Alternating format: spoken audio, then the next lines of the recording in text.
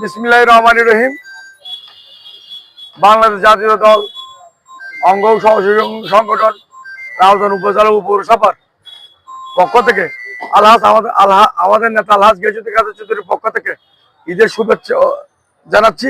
আর তার পাশাপাশি এই রাউজান উপজেলার পৌরসভার শান্তিপ্রিয় জনগণ যেন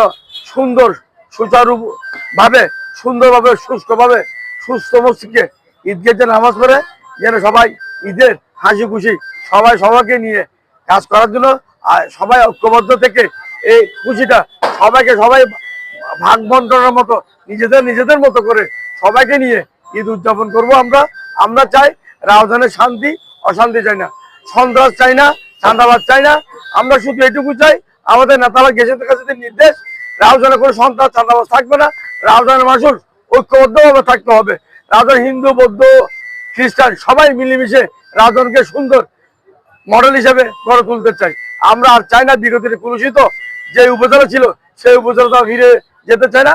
আমরা আগামীতে সুন্দর একটা উপজেলা হোক, মডেল হিসেবে অন্য উপজেলাতে দৃষ্টান্ত থাকতে পারে। রাউজান সুন্দর পরিবেশে, রাউজান করে ভেদাভেদ নাই, হানাহানি নেই, মারামারি।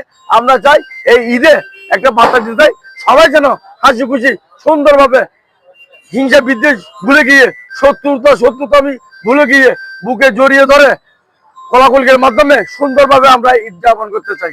আর আমাদের নেতা কর্মীদেরকে আহ্বান জানাবো, তারা স্ব এলাকায় ঈদগাহে নামাজ পড়বে।